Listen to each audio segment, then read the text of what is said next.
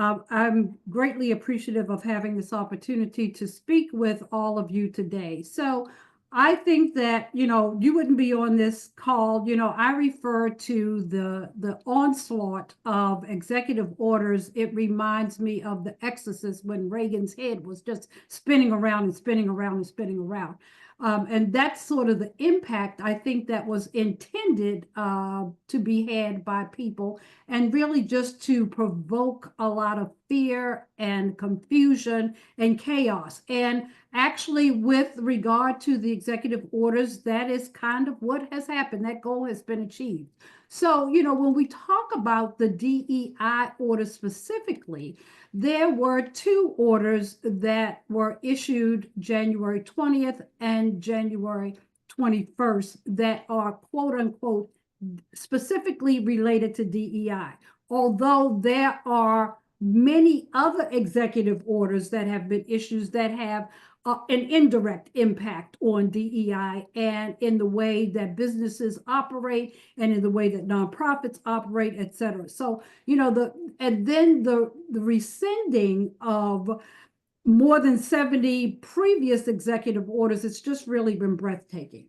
And so a lot has happened since January 20th with regard to the executive orders. I am not going to read the executive orders because I think everyone on this call pretty much knows what they say.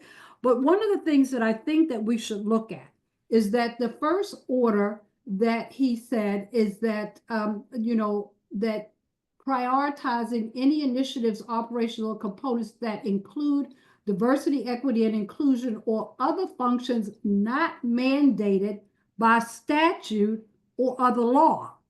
And so I think that that is really important because the Civil Rights Act has not been rescinded, of 1964 has not been rescinded. So on the one hand, he's characterizing DEI as being illegal and saying at the same time, you can have it so long as it doesn't violate any existing law. So the essence of it is, if you look very carefully, and for people who are studying this, the answer is that there is nothing illegal about diversity, equity, and inclusion.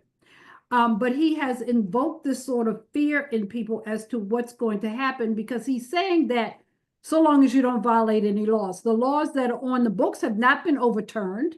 And so these efforts actually that people have done to promote DEI, they're actually an effort to enforce the laws that are already in existence. I think a lot of what is happening, especially with regard to the statistics that Karen gave, people are taking preemptive measures that they don't necessarily have to take. So they're taking preemptive measures in anticipation of something that could happen that won't necessarily happen. And so a lot of things have happened since these orders. A lot of lawsuits have been filed. The questions regarding First Amendment rights as it relates to DEI programs, and the notion that, and I believe that First Amendment is a good and solid argument with regard to having DEI programming and DEI initiatives. But, that is all nice to say on paper, or in my opinion, and as a former employment lawyer, and also as somebody reminded me, I've been doing this DEI work since 1986. I am reminded of what is legal, and also when you talk about taking the appetite for legal risk and the appetite for liability risk.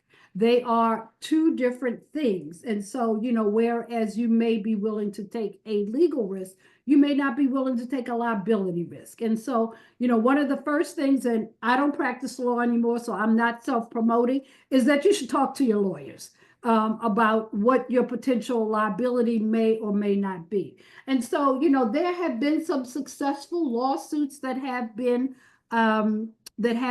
filed, and some temporary injunctions have been issued in a number of different cases, and that's positive news. And we also received positive news from the Supreme Court this morning with regard to the release of foreign aid funds. Didn't say when it's going to be released, but it will be released. And so And so when you hear these things about DEI and the impact that it's going to have on the departments in the federal government that had sort of these departments, and all of those executive orders that Biden implemented, they all have all been rescinded, and even orders that came before Biden have been rescinded that in any way relates to DEI and any initiatives related to DEI that will sort of correct some of the harms that have been done in the past.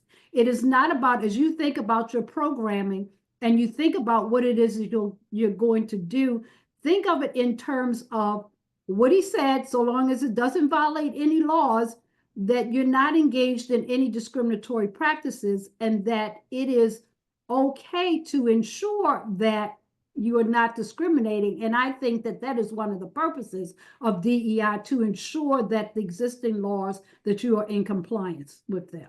And I think that, I'm going to digress a minute. I think that, some corporations who are stepping back from this, people are putting their money where their mouths are.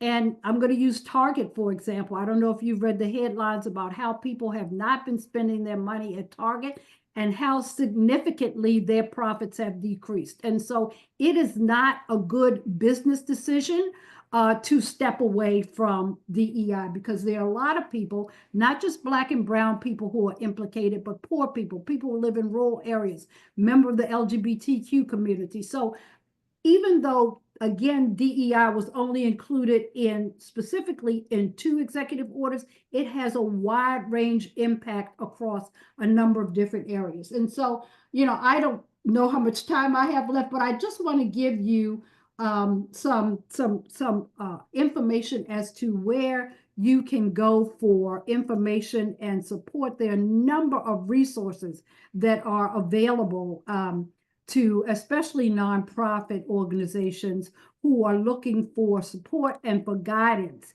And so I'm going to give you those before my time runs out.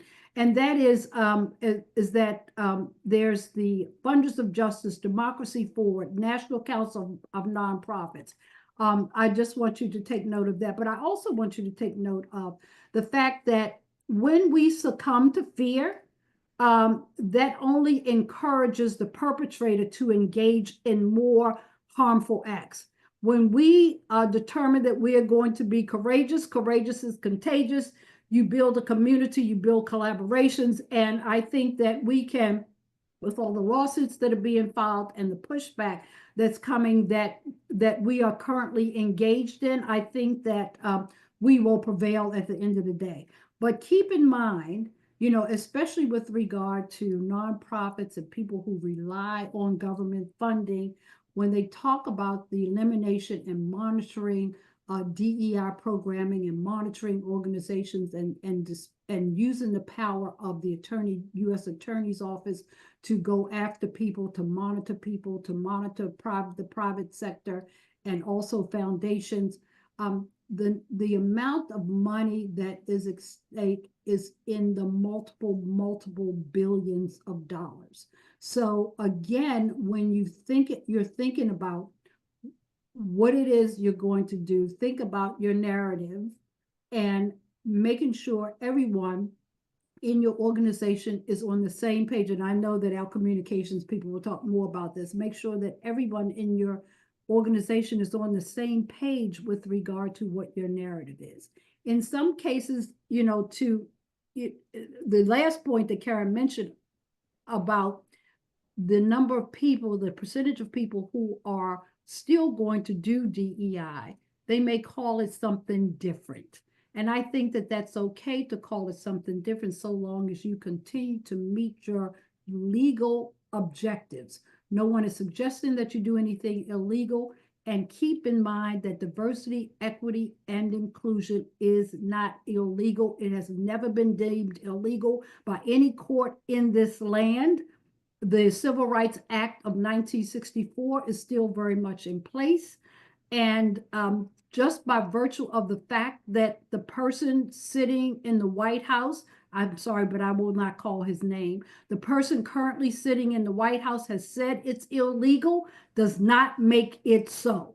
And I think that that's what we have to keep in mind.